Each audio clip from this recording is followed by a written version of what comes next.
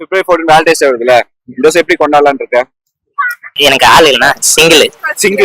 Single. இதுக்கு முன்னாடி ஏதாவது ஒன் சைட் லவ். இதுக்கு முன்னாடி நடந்திருக்கா? இது முன்னால நடந்திருக்கு. அப்ப எப்படி கொண்டாடுனீங்க?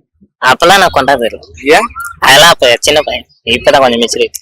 இப்போ மெச்சூரிட்டி வந்துருச்சா?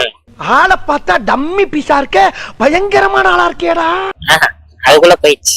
எங்க விட்டுட்டு போயிடுச்சா? கல்யாணம் பண்ணி போயிடுச்சு. கல்யாணம் ஆகி போச்சா?